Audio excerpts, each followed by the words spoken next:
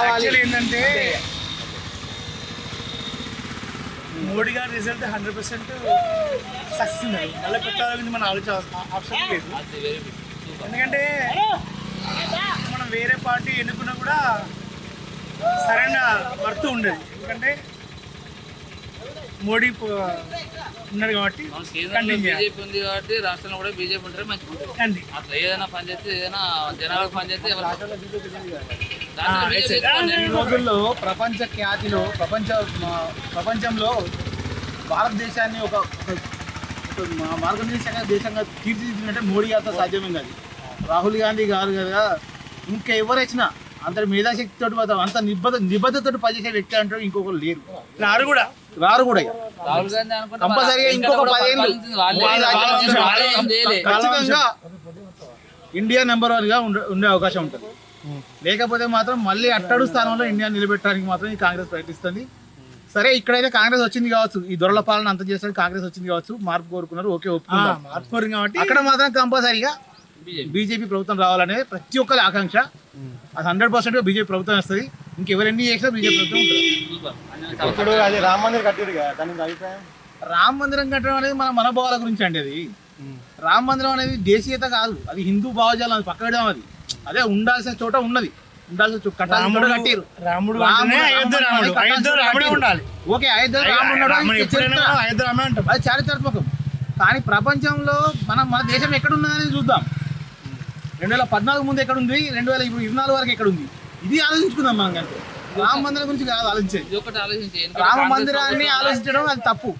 నేను ఒక హిందుత్వ వాదిగా కూడా చెప్తున్నా, రామ మందిరాన్ని మాత్రం ఆలోచించడం వద్దు.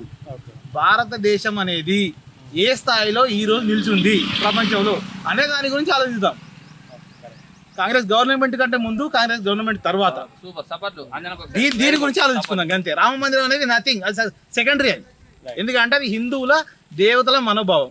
దానికి ముస్లింలు కూడా మరి బంగారెడ్డిగా పంపారు. దానికి ఏమందాం మరి, దానికి ఏమందాం? అది కాదు కదా, కట్టాల్సిన చోట కట్టిరు, అది పక్క పెడదాం. అందరూ ఒప్పుకున్నారు, కట్టిరు. ప్రతి ఒక్కరు మనం రూపాయి కట్టిన 10 రూపాయలు కట్టిన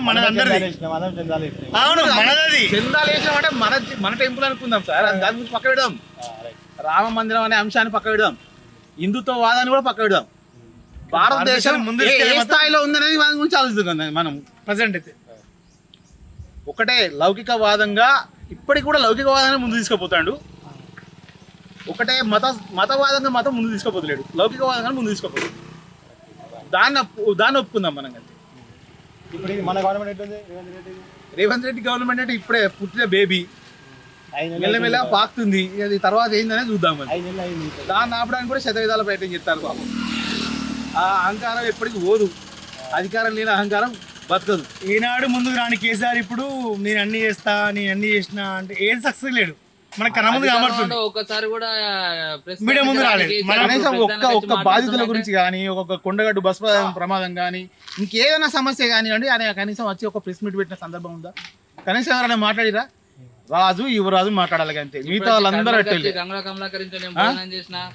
దాన్ని కూడా మనం మినిస్టర్ కూడా వాల్యూ లేదు. అప్పుడు ఏ మినిస్టర్కైనా వాల్యూ ఉందా? వాళ్ళలో వాళ్ళు గుండె మీద చేసుకొని చెప్పండి.